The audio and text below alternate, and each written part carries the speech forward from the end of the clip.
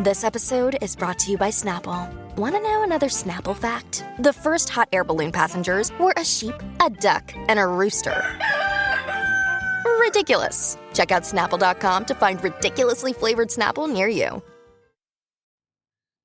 In 1957, director Sidney Lumet and star Henry Fonda gave us a tense and claustrophobic film about the struggles faced by a death row jury. In 2019, the Sazerac Company tries to pass off a 2-year-old whiskey as very old. The film is 12 Angry Men. The whiskey is Very Old Barton. And we'll review them both. This is the Film and Whiskey Podcast.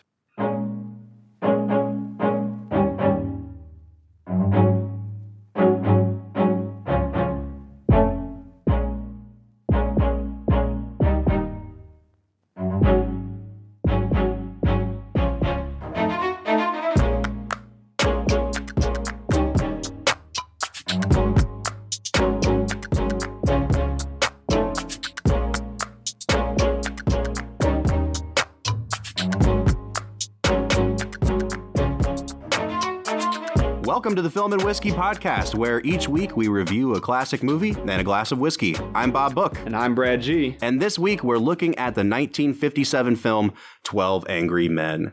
Now, Brad. Now, Bob. We're working our way through this list of about 150 movies. We've randomized them in order. Wait a second. 150? You've seen the list, man. I didn't look all the way down it. Brad has not read the whole list of movies, So which is why he's never heard of Raging Bull or anything we talk about on this list. So many movies. Yeah, you're locked in for years, bro. Wow.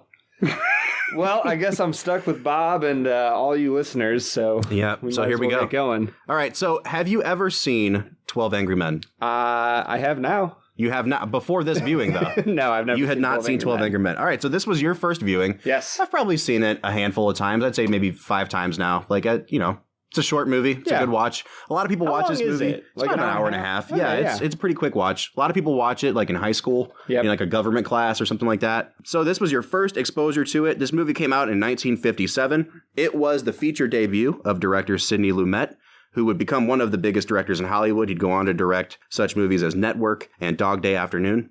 This was Henry. Don't even go there, Brad. More movies that I have never heard of. Dog Day Afternoon's a great movie. Really? I think we'll get to that at some point. Is it kind of like Reservoir Dogs? No, not quite. It does have Al Pacino in, I think, his best role of all time. Really? Yeah, great movie. Wow. So this movie does not have Al Pacino. It stars Henry Fonda and Lee J. Cobb. Would the movie have been better if Al Pacino was in it? No, absolutely not. You gotta come on, and we're gonna convict this guy. Just like screaming with his weird spiked hair. Yeah, it'd be great. This movie won 0 Oscars. Really? Even though it was nominated for Best Picture, Best Director, and Best Adapted Screenplay. Huh. So, Brad, as you went into this movie, what did you know about it, and what did you expect from it? Moving into the movie, I don't think I knew anything about it. Based on the DVD box, I could tell that it was a courtroom movie. And the fact that it was 12, and that's kind of a jury number. Sure. It started to make sense that it was a courtroom drama.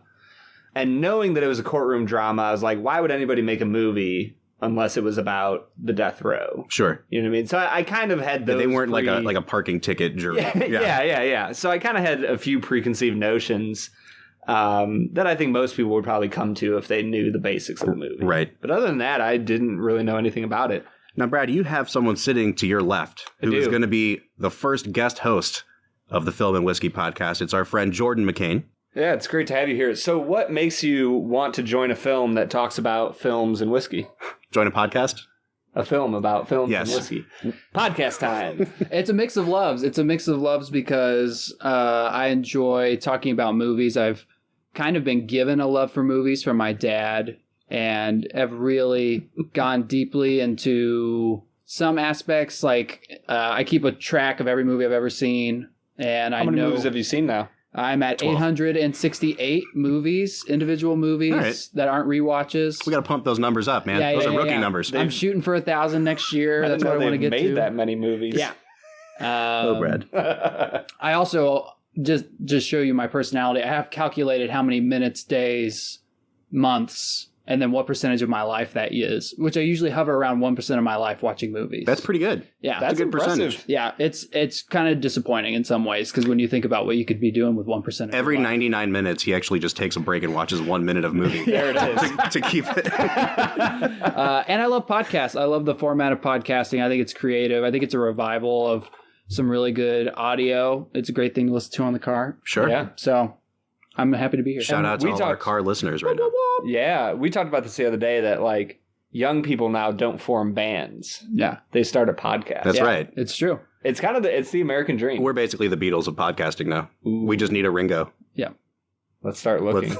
So, Jordan, had you ever seen this movie before? Yeah, I saw it just like you were saying in high school. Okay. And I had no concept for the film. I hadn't really seen very many older movies. Mm-hmm. And it quickly became one of my favorite movies of all time. Great. I think it's so good.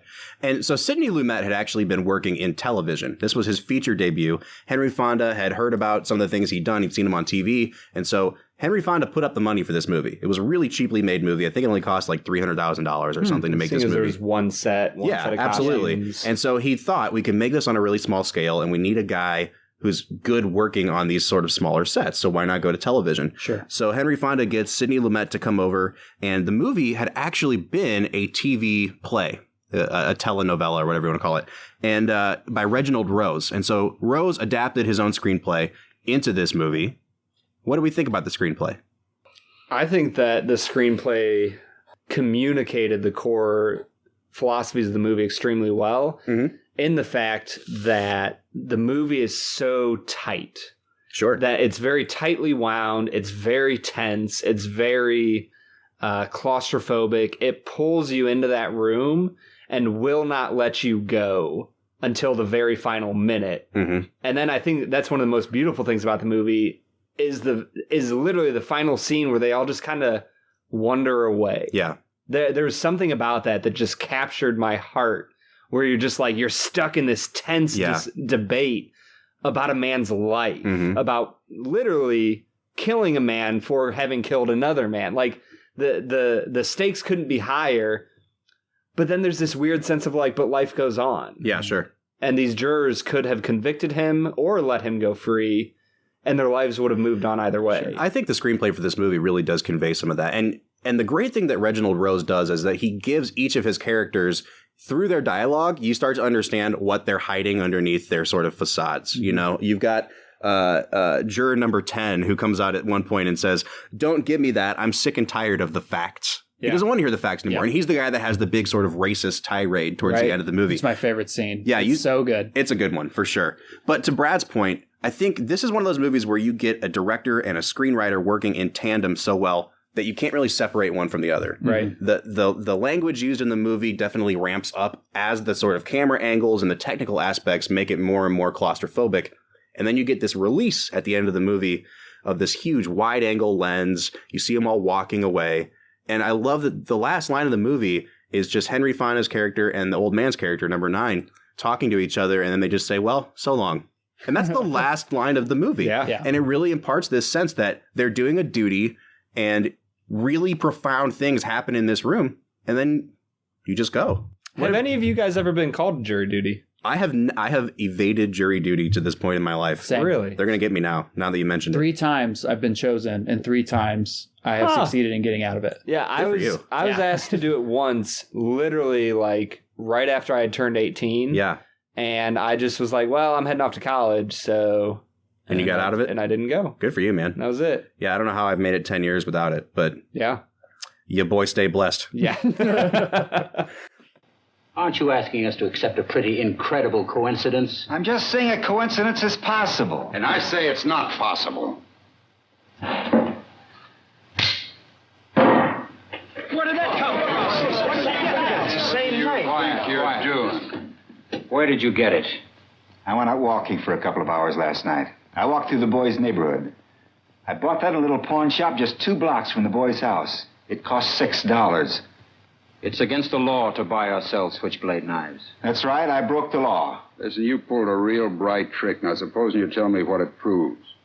Maybe there are 10 knives like that, so what? Maybe there are. Well, what does it mean?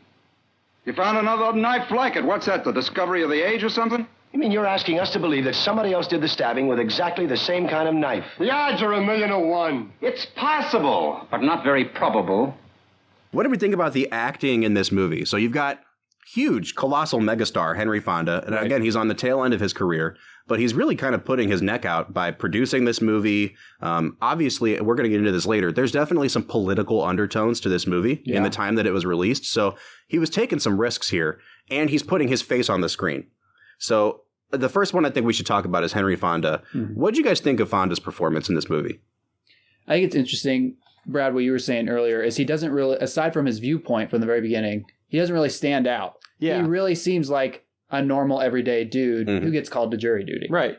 With a different kind of idea. Yeah, he comes into the situation being open to the possibility that the boy didn't commit murder. Totally. And I feel like that underlies his entire thing. I think there are certain points where that outlook gets lost, where he kind of does get passionate about his point of view, and you wonder if he came into it predisposed to thinking he didn't do it.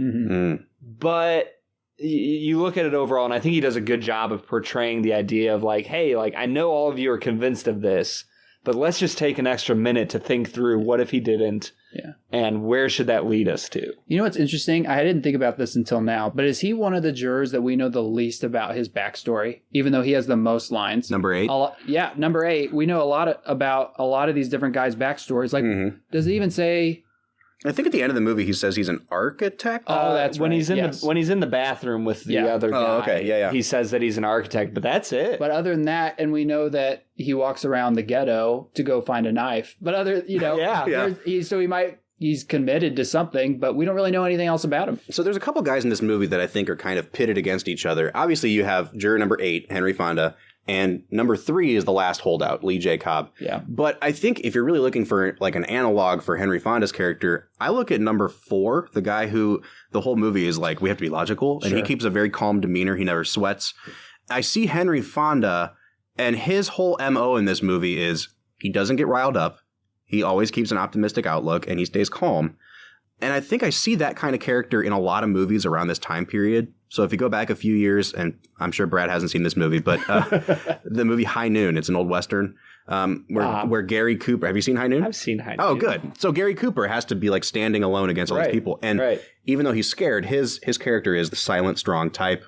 You see it again in a couple years after this movie with Atticus Finch in To Kill a Mockingbird. The guy's spitting on his face, and Atticus. Another movie I have seen. All right, sure. Yeah.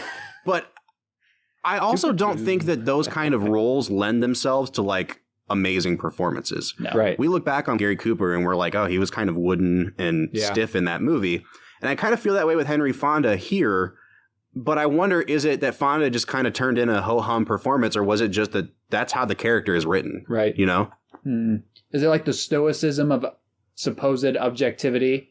Maybe. I don't know what it was like to live in 1957. Yeah. But it could be like this weird representation of this is what it means to be objective and to be rational is to be also completely emotionless. Except, like you said, Brad, at certain points, he does kind of get like, pounds his fists on the table and says, I'm just saying it's possible. Yeah, you know? sure. But it's also an expression of rationality, of like pure objectivity. Is like, well, yeah, of course it is possible. Right. Which is something we're going to get into. Because at the end of the day, and I'm going to tip my hand here a little bit, that kid probably killed his dad. Like, let's be real here. Kid probably did it. Really? You think so? In real life, the number of coincidences, I mean, I'm not saying it's not possible. Sure. But I look forward to this conversation. But before we go there, what other performances in this movie stuck out to you? I think the old man obviously really stands out. Juror number 9. Juror number 9. Yeah. He is like really quiet, but he's the first one to ally himself with Henry Fonda's character. Yep. He also stands out because they do these really interesting close-ups on his face where he fills up the entire screen and stares directly into the camera. He does. Which really freaked me out every time I see it. That was probably the only like technical part of like the camera work that was done that I thought was just So Not the good. cool thing about that movie, though, is that there were over 300 different camera angles in that movie, and almost none of them were used more than once. Huh. So they literally, it was like a 360 view. And what Sidney Lumet did was he started the movie off with all the cameras positioned above eye level, kind of looking down on people or looking at them as equals, right? Right. When you put the camera at eye level or below eye level, you're looking up at someone and it gives them a position of power. When you're looking at them from above, it puts them in a position of powerlessness. And as the movie goes on, the position of the camera starts to kind of tilt down and down and down. And you see these people shouting down at each other. And the cameras get closer and closer. It really does build into this claustrophobic effect that you get in the movie. I don't know if you guys felt that as well. But from the beginning of the movie to the end, you really get sucked into the thing. Yeah, I remember the start of the movie, you get a lot of, it almost feels like you'd be a security camera looking from the corner of the room, like panning the room. Sure. That it kind of feels like that, and it does slowly move closer and closer. And it really, the obvious parts are the old man, like Jordan, you just said, where it's a close-up of the old man's face and he's real, like, wide-eyed. Yeah, yeah. Well, and you can, like, feel the heat, too. They do such a good job communicating that it's supposed to be really hot in that room. Everybody is, like, drenched all the time, and they keep getting wetter and wetter and wetter. I think I've never seen it communicated that well. You know, I saw somebody commenting on a post online about the movie, and they said you can't neglect the fact either that for the whole second half of the movie, there's like a storm outside. Right. And that just that sound of the rain as a kind of hiss in the background and occasional thunderclaps, without that, I don't think it would make the movie as intense as it does. But it really, you almost have to listen harder to what they're saying. And so you're really on the edge of your seat for a good portion of this movie. Well, there's that common human experience of when you're sitting in your house in the middle of the summer during a rainstorm, you can't go outside and do what you want to do. Yeah. And so it kind of gives that, it lends itself to being like, these jurors literally can't get out. They're stuck there. They're stuck in the heat. They're stuck. Yeah. I want to point out, I think my favorite performance in the whole movie is juror number 3, Lee J. Cobb, who is your main antagonist, I guess, if you want to call him that. What did you guys think of Cobb and his performance in this movie? I think he really represents the disconnect between generations. This idea that a father genuinely wants the best for his children, but oftentimes doesn't know what that best thing is. And it leads to tension and strife, which again is a common human experience of you love your family, but you don't know how to get along with your family. And it leads to words and actions that are said and done that have permanent consequences and lead to you being estranged and separated. Absolutely. And he beautifully holds out on that for a really long time till the very end when you realize he's just an angry father that misses his son. Absolutely.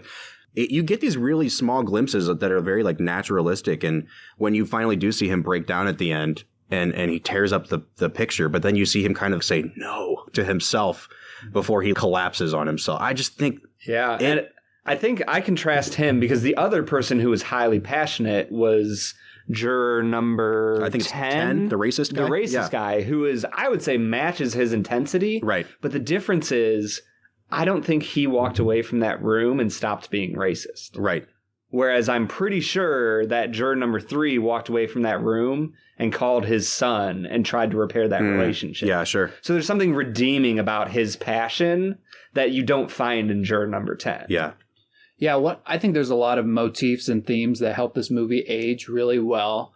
And I would agree with you, Brad, that the father-son dynamic, especially in a generation of people who are continually fatherless and to a much wider degree fatherless, and something I can kind of feel with them, I think they just portray that super well. I think the expectations of your father, the way that they can feel overbearing or claustrophobic is a good word that kind of talks about this whole movie. The desire to control the outcomes of your children is like just super fascinating. I just think they do a really good job communicating that.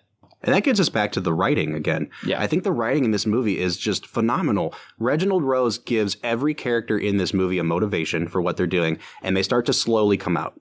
And you finally see that some are even more deeply rooted than others. You know, the racist guy, he pretty much wears his racism on his sleeve. Yeah. Like, you know it's coming, and then when it finally comes, it's so out there and it's so ridiculous that all the other jurors are just tuning him out and turning their backs. And that's what I love, is that they're not all united against Henry Fonda for the same reason. Everyone has their own reason for thinking why this guy's guilty. And in fact, the quote unquote antagonists, they hate each other sometimes. Yes. Lee J. Cobb has his first blow up and then apologizes to juror number 4, the really logical guy. And he says, he was just trying to work me up. And number 4 said, well, he certainly did a good job. Yes, that's such a great line. They don't want to be on each other's side. So it's not that they're arriving at this conclusion for the same reason. Right. Honestly, that was one of my favorite parts of the movie, is how well it portrayed how individuals can come from separate places to try to argue for the same end result. Mm-hmm. And it really made me think about, like, especially today's political spectrum that people fall upon, and I think it's why people are so dissatisfied with the two-faced nature of politics, where it's like, sure, I might be more conservative, but I don't really want to be a Republican, or I might be a little more liberal, but I don't want to be a Democrat. Mm-hmm. They don't represent everything of who I am. Right. And I think this movie perfectly portrays that, because you have 12 people, 11 of which thought that this boy committed murder, right, but all for very different reasons. Sure. And they're all convinced by very different reasons that he didn't commit the murder. And I thought it was so effective how they conveyed their annoyance with each other. And part of that is because Lumet got everyone together for rehearsals a couple weeks before this movie started. And he actually took up some of the shooting time with it. And he would make them sit in a room together, all 12 of them, and repeat their lines over and over and over and over until they got annoyed with each other, because he wanted them to understand what it was like to be in a confined space with someone you don't really know, to the point that you're getting frustrated with them. That's super interesting. That's a new kind of character acting. That's fascinating. Definitely. So you guys have talked a little bit about your favorite moments or scenes. If you had to pull one out to talk about, what's a moment that sticks out to you from this film? It's beyond a shadow of a doubt when juror number 10 stands up and goes on his tirade about the type of people those are, what they do, how they're perceived. Yeah. And one by one, each juror either stands up and walks away to go look at the window, or they just turn to the side, sitting at the table, and occupy themselves with some. The ad guy's drawing on his little piece of paper. Yeah, which would be a smartphone. But the guy's drawing on his piece of paper, thinking about this thing. And that's why I think juror number 10 is so interesting, because they portray him as I'm going to use the word bastion of racism, or this kind of characterization of racism. And then you immediately introduce juror number 11, who's the German immigrant, who's the exact kind of person, or number 5, who's like the slumdog, who's also from the same kind of area. And they keep clashing, and they never acknowledge the racist guy is always looking for a friend. Every time he makes one of those comments, he looks around. He says, like, my friend? Yeah. Yeah, to see who's going to, nod and agree with him. Yeah. And they never acknowledge him. I wrote, the phrase that I wrote down for that scene, I just put ignoring ignorance. Yes. Because what he's saying is so nonsensical. Yes. And so built on falsehoods and these deeply rooted angers that the only response to it is just to turn away. It's a 2-year-old tantrum. You get juror number 4. He basically says, listen to me, listen to me, listen to me. And juror number 4 says, I have listened to you.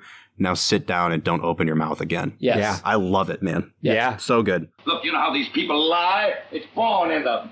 I mean, what the heck? I don't have to tell you. They don't know what the truth is. And let me tell you, they don't need any real big reason to kill someone either. No, sir. They get drunk. Oh, they're real big drinkers, all of them. You know that. And bang, someone's lying in the gutter. Well, nobody's blaming them for it. That's the way they are, by nature. You know what I mean? Violent. Where are you going? Human life don't mean as much to them as it does to us. Look, they're rushing it up and fighting all the time. And if somebody gets killed, they don't care. Oh, sure, there's some good things about them, too. Look, I'm the first one to say that. I've known a couple who were okay, but that's the exception, you know what I mean? Most of them, it's like they have no feelings. They can do anything. What's going on here? I'm trying to tell you. You're making a big mistake, you people. This kid is a liar. I know it. I know all about them. Listen to me. I don't remember exactly when Henry Fonda says this, but at the one point he's talking to another juror. I think it's in the bathroom. And they're talking about one of the other jurors, and he says that he's like, he can't hear you. He never will. Yeah. And that line just... Oh, man, that hits you so deep where you just go, man, what what areas of my own life am I not listening to something and will never listen to something? Well, juror number 10's conflict is he wants community and intimacy. And that's what he's looking for every time he makes one of those statements. And he can't find it. And he won't be able to find it through his own hatred. And his final thing is a tirade tantrum to get somebody to pay attention to him. And it's not going to work. He's got the wrong means. Yeah. And that's what I feel like is the message of his character, is that hatred pushes people away every time. If there's one other scene to me that sticks out, and I've mentioned it already, but it's the end with juror number 3's breakdown. Yeah. And the great thing that Lumet does is he starts to frame the jurors more and more closely to the point where you get these sort of like German expressionist shots of like a two shot of two guys' face. And they're so close together that it wouldn't really work like that in real life. But they're staring him down and his arguments just fall by the wayside. Everything he was saying, it just eventually becomes an appeal to his emotions. And then you finally get him lashing out at his son again. For sure. Yeah. Brought tears to my eyes. I thought that performance was just so great. Beautiful. Phenomenal. I think the thing I loved most about this movie was that it portrayed stereotypes that one could easily put on any of these people. Oh, he's just an old racist white guy. Oh, he's just an angry father. Oh, he's just a cold, heartless, logical thinking person for juror number 4. But the more you look at these characters, the more they're personified, you realize that you can't just stereotype them, that there's reasons they've come to become who they are. And that's most obviously typified with juror number 3, that the reason he hates this young boy and thinks he killed him is because he hates his own son and the relationship that he has with him. And so I love that it points out how you can stereotype all you want, but in the end, each individual human being has reasons for why they are the way they are, for who they are. And you can't just discount their voice because of those stereotypes you hold against them. And it's that sort of layering that I think makes this screenplay hold up.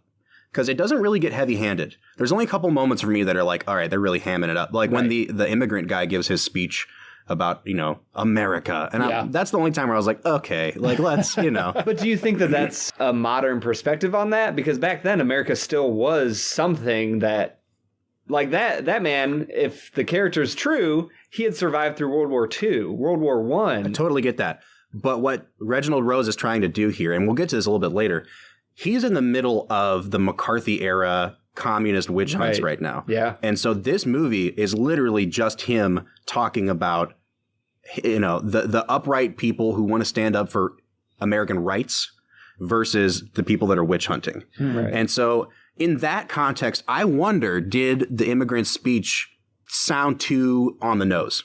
You know what I mean? Like, did he tip his hand too much? And did people say like, oh, okay, I get what you're doing here when the immigrant opened his mouth in that way? But anyway, all that to say, guys, I think it's time for us to sip on a little bit of bourbon. What do you think? Sounds good. I need to wet my palate. All right, so today we are drinking Very Old Barton, 80 For proof. a very old movie. That's right. So Very Old Barton is actually a really interesting company because they bottle at 4 different proofs. They've got an 80, an 86, a 90, and a 100 proof. Really? We are just drinking the lowest proof one, the 80 proof. It is labeled as a Kentucky straight whiskey, which we talked a little bit about last episode, meaning it has to be done in Kentucky. For 2 years. 2 years in the barrel. So this has been in the barrel 2 years. I do think it's funny that it's called Very Old because it's only 2 years old. But I already sense a significant improvement over what we had last time, which was Benchmark. One might say it's raising the bar. Hey, what'd you guys think? On the nose, what did you pick up when you stuck your nose down that glass there? What'd you think?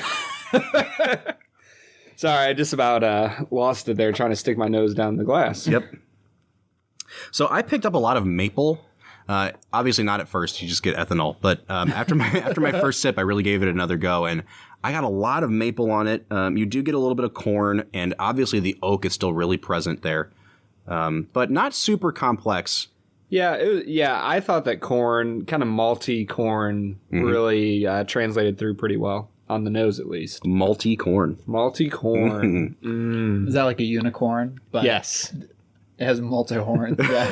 Multiple horns. Multi-horn. Right. On the taste, what'd you guys think? I thought this was significantly more complex than Benchmark. I got a lot of spice. I got a lot of like a peppery taste. I don't know. What'd you guys think? I don't know. Seriously, did you taste anything on it, or? It tasted good. Yeah. Delicious. All right. Was it sweet or was it bitter? I would say that this was honestly a good mix. It wasn't terribly sweet. It wasn't terribly bitter. Mm-hmm. It blended well in my mouth. Yep. And, I thought it was pretty good. I'd give it 6.5. Yeah. Jordan, how about you?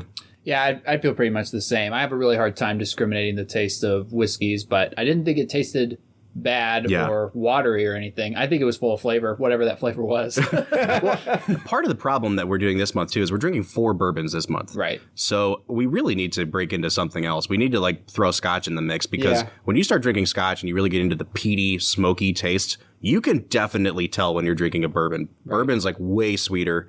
So I definitely got some of that sweetness, way more sweetness than with the benchmark last week. And on the finish, I thought the finish was good. Lots of spice on my tongue, but it wasn't burning my chest. That was the big thing for them both being 80 proof compared to the benchmark. This one was much smoother. Yeah. On the finish, I thought. Yeah, I would totally agree. That was the first thing I noticed was how smooth. What'd you guys score the finish? 6 or 7. Okay. 6. I gave it a 6 as well. And then overall balance, I mean, we're talking nose, taste, and finish as it all kind of goes down. Across the board, I gave this whole thing a 6. I thought it was an above average bourbon.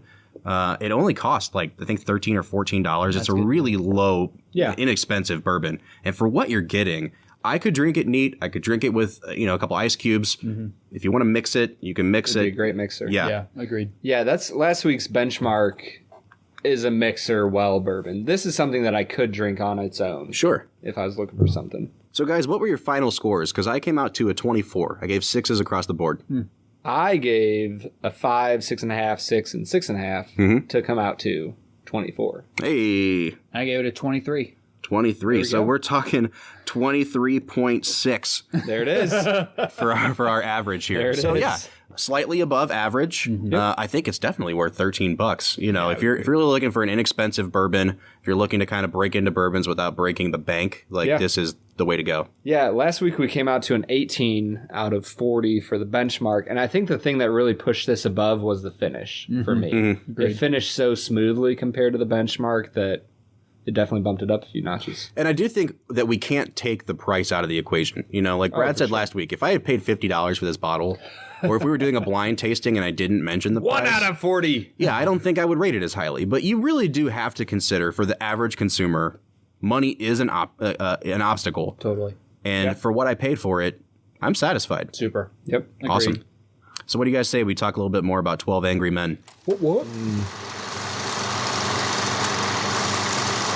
So let's get back into 12 Angry Men. Okay, this movie came out in 1957, but it failed to make a profit. It actually flopped at the box office. Really? Yeah, part of it was because there had been this movie a few years before called Marty that was an indie film, and it caught on so much by word of mouth that it was a huge success. It won Best Picture. Okay. Henry Fonda wanted to release this movie that way. He was the producer, so he said, let's play it at small, independent art house theaters. And the studio said, no, you're Henry Fonda. We're going to give this a huge wide release. And we're going to play it at the Chinese theater. And so when they opened this movie, it was in a huge theater in New York. And they said nobody went. They only filled the first 7 rows. No way. Yeah. He said there was 1,000 empty seats for this movie because they didn't take the right release track. And so Henry Fonda, in order to get this movie made, he deferred his salary. Until we hit a profit, I won't take any money. So he never got paid for this movie. Yeah. But even though he never got paid and he was extra mad at United Artists for what they did, he still said this was one of the 3 best movies he ever made. And I would agree with that. Yeah, totally. I think it's a great movie. But Fonda never decided to produce another movie as a result of this one. So, wow. I know, right? As a direct result, like he said, because of how 12 Angry Men went? Yeah, that was the last straw for him. That's crazy. That's interesting. Yeah, of the 1 Henry Fonda movies I've ever seen, I would say this is the best. This is the best one. So I want to talk a little bit. We've talked about how this movie has some political undertones to it. Sure. So in the 1950s, I mean, obviously we all know about Joseph McCarthy and his sort of witch hunt for communists and the House Un-American Activities Committee hearings that they called all these Hollywood screenwriters and actors and made them kind of rat on all their friends, right? We've talked about with Goodfellas, never rat on your friends. That's right. And Reginald Rose was so upset with what happened that he took this idea of 12 Angry Men and kind of conformed it to refute Joseph McCarthy. He said, In a way, almost everything I wrote in the 50s was about McCarthy. I was surprised I got away with the stuff I did. Television was so sensitive to criticism at that time. The network people were really petrified for their jobs, yet they were also afraid of being that way. So sometimes we got things through. So they were really trying to push the limits and fight back against what they saw as an unfair violation of people's rights. That's interesting because watching this movie, I don't think I would have had any sense of McCarthyism or communism or anything in the writing or the shoot. It didn't really strike me as a movie that would make McCarthy upset. It's not overt by any means. It's definitely not overt, but I think when you start to look for it, you can definitely see it. You've got this idea of, a kid who may or may not have committed a crime, right? And it's about giving people the benefit of the doubt. Is he really a bad person? Did he really do this? Or are we all just going to have like this mob mentality and send somebody off to die, which is what they were doing with these people's careers because they got blacklisted. They weren't allowed to work in Hollywood anymore. Right. Well, I mean, unlike Goodfellas, I'll probably watch this movie quite a few more times in my life. So yeah, I'll have to look for that next time I go through. Next time you watch it, sure. So that kind of takes us into a discussion of what do you think is the moral or the lesson to be learned from this movie? Because the way I see it, there's 4 or 5 different ways you can interpret this movie. And just one of them is, the democratic process. Like, I really do think it champions the ability of one person to make a difference. But I'm really curious to hear, how did you guys interpret this movie? And what did you think was the lesson they were trying to tell? Yeah, I think one of the main things, and this is something Jordan and I have talked about on our own time quite a bit, the idea that humans like to take the easy route. That in the end, for some of the jurors, I feel like at the start when they kind of go through why each juror thinks he's guilty, a few of them are just kind of like, yeah, because he is. Yeah. Because it seemed obvious, because, the woman saw it and the old man saw it, and they don't really think through logically the way Henry Fonda seems to.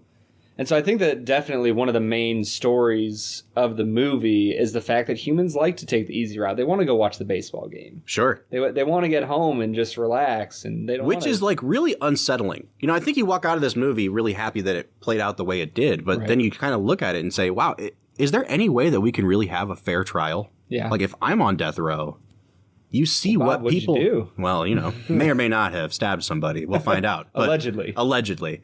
But these people have their motivations, and it's not always going to come out what their motivations are. And there's lives hanging in the balance, which I think gets to the question for the jurors of, can human beings ever really be objective? It takes so long to drill down to their motivations in this movie. And by the end of it, everyone, like you said, everyone's sweaty, everyone's tired. Juror number 3 is crumpled over on the table. Juror number 10 is not even looking at people anymore. It takes so much out of these people to get to a point where they can be objective that it's like life altering for some of them. Right. And I just don't see the average jury having that experience, behind closed doors. Yeah. Well, that's it. That's the whole case. Well? Say something! You lousy bunch of bleeding hearts. You're not going to intimidate me. I'm entitled to my opinion. Rotten kids, you work your life out.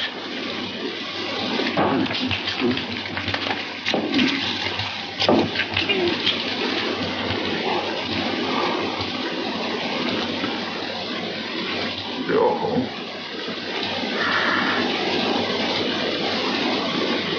Not guilty. Not guilty.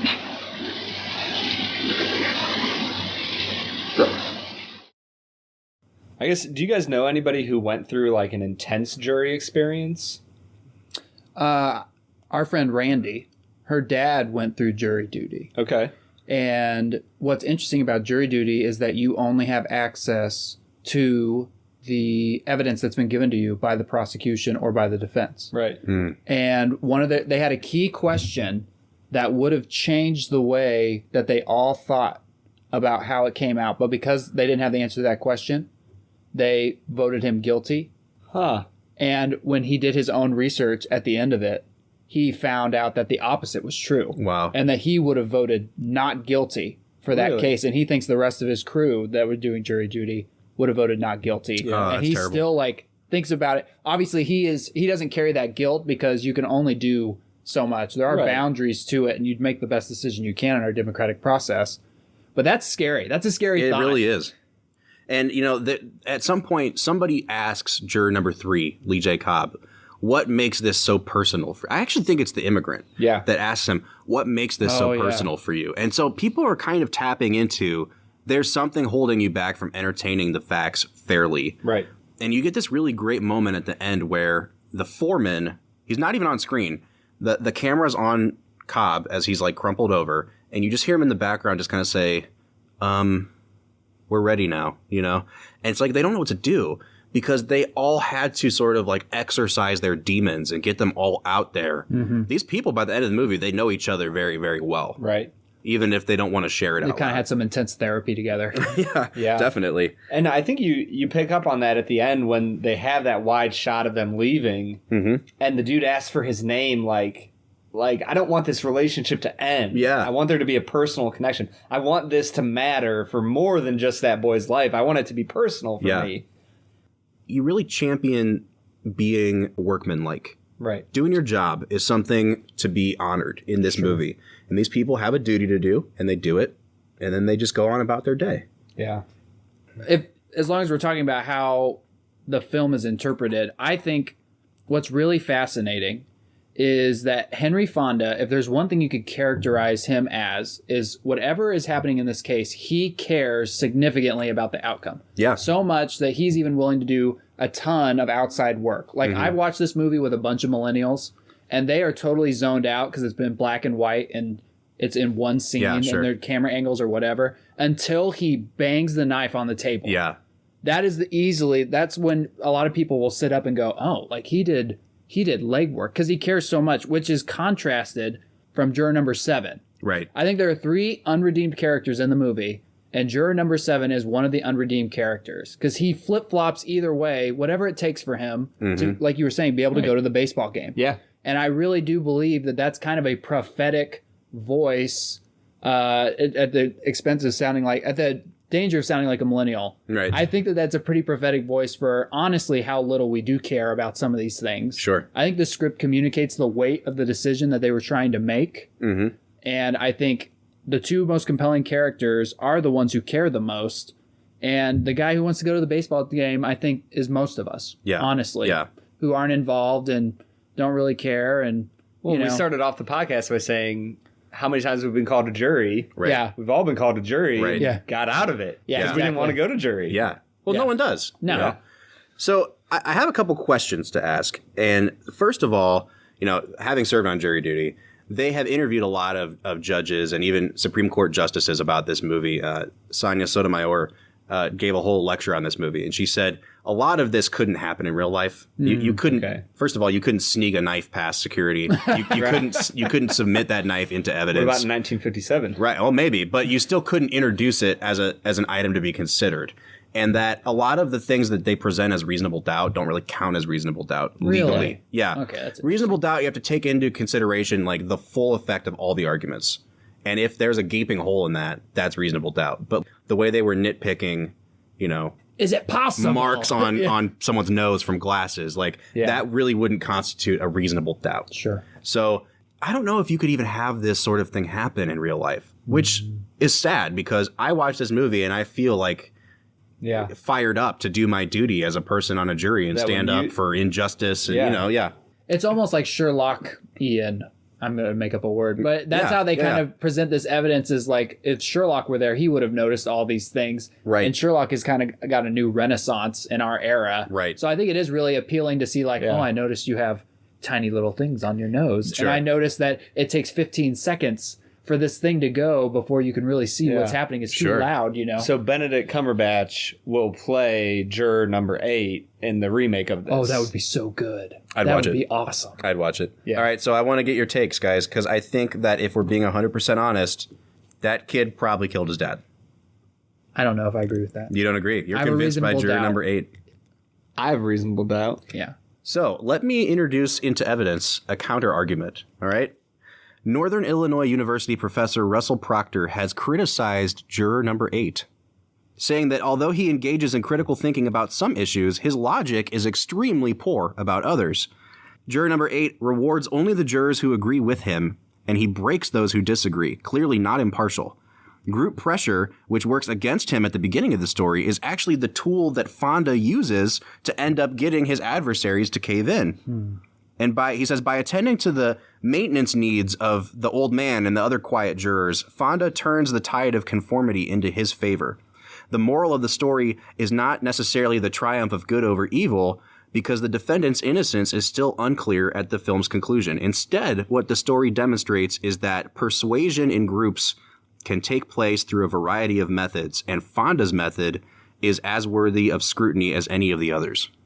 I wholeheartedly agree with that. And I noticed it on this watch. Yeah. He definitely isn't impartial, and he definitely, even if he means well, taking care of the old man, doing stuff like that, he gets really excited when someone gets on his side, and he really likes to use group favor to turn the tide as well. He has a great way of almost like a familial, like, welcome to the family of not guilty members. And it's not overt, it's not strong, but that's why it's powerful. Sure. Is because it's an undertoned kind of like love and affection that people are like, yeah, I want to be a part of that group now. So do you get the sense from his character, though, that when people introduce opposite evidence, that he's unwilling? I feel like, and I could just be reading into it, but I feel like his character enters into a place of humility that when people do have opposite evidence, he doesn't immediately go, well, you're wrong, and here's the whole group of people like the other ones do. I think it seems like his character gives it real thought, but then just introduces the opposite perspective and says, well, this really seems convincing to me. Yeah, I'm not saying that he's like a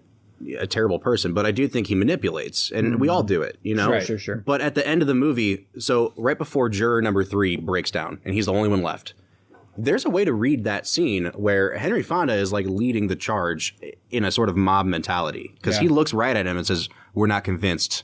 He changes the language that was used against him, and he puts it right back on him. Right. And he's essentially doing the same thing that all the other people were doing to him at the beginning of the movie, which, I don't know, does he redeem that method, or is he just as guilty of doing those things? Yeah. And that's why at the start I said, I don't know if Fonda's character comes into this with an open mind or a convinced that he is not guilty mind.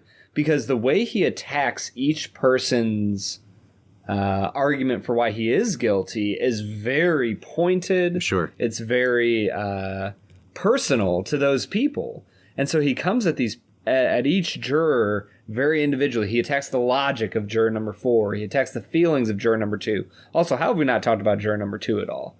I loved juror number 2. The high-pitched dude? Yeah, the high-pitched voice guy. Well, I don't know. I just think he did it. All right, Mickey Mouse. I liked him. So Fonda, I really wondered at certain points. I was like, man, he does feel a little diabolical, like a mastermind. Like he's just slowly got all these like marionette puppets that he's just working against each other. Yeah. I get the sense, and again, I guess I am on the side of Henry Fonda, and I really enjoy his character, but I get the sense that it feels like a progressive revelation that he, even though he is convinced of the opposite side of at least a reasonable doubt, that he enters in with them and walks with them through. He's like, well, what would be helpful is if we knew how long it took to get from the bed to the front door. Sure, and then they act that out. I don't think he knew how long that was going to take before he did it. Right. But, Counselors, I would like to hear your closing arguments on this movie. Let's say just 30 seconds apiece. Final thoughts, anything you haven't been able to say yet, and then give it your score out of 10. I struggle with giving it a 10 out of 10 because it's so clearly a adaptation from a play into a movie. I think a lot of parts of the movie you can tell, just the fact that it's one room with a lot of characters that all kind of get equal time. But either way, I would give it a 9.5 out of 10. Okay. Phenomenal movie. Yeah. Jordan? My favorite movies are movies that you can have discussions about afterwards, discussions like this. Those make me excited. And it hits on themes that I'm really passionate about and things I care about. I think the acting is good. I don't think there's a line wasted. And I enjoy watching it with people. Yeah. So I'd give it like similar to Brad, like somewhere in the range of a 9.5 or up. It'd be hard to give it a 10 because I don't know what a perfect movie is. Sure. But I will never not want to watch it. Yeah, I don't think there is a perfect movie. I think you can find something flawed in everything. Even though you gave Goodfellas a 10 out of 10. Well, you can still give a movie a 10 and recognize that. Yeah, I know, right? How dare I? Movies can't be perfect, but Goodfellas a 10 out of 10. There is something to be said about a movie that was made 60 plus years ago that still holds up. Yeah. Because it doesn't rely on the conventions of the day. It relies on something much more universal than that. Yes. I think this movie speaks to a universal truth about what the democratic process means to us as Americans. So I would give it a 10 out of 10. I think it's a great classic film. Definitely worth a rewatch, Brad. Yeah, I would rewatch it many, many times. But what do you guys think? We'd love to hear your feedback on 12 Angry Men, or if you still have lingering anger towards my co-host Brad and his thoughts about Goodfellas. Honest, true thoughts about Goodfellas. Hit us up on Twitter at Film Whiskey, whiskey with an E, or you know what? We've actually just set up a dial-in, call-in line. If you guys want to leave us a voicemail, we'll play it on the air. Give us a call. The number is 216-800-5923. That's 216-800-5923. We will be back next week talking about the 1951 musical An American in Paris. Until then, I'm Bob. I'm Brad. And I'm Jordan. And this has been Film and Whiskey.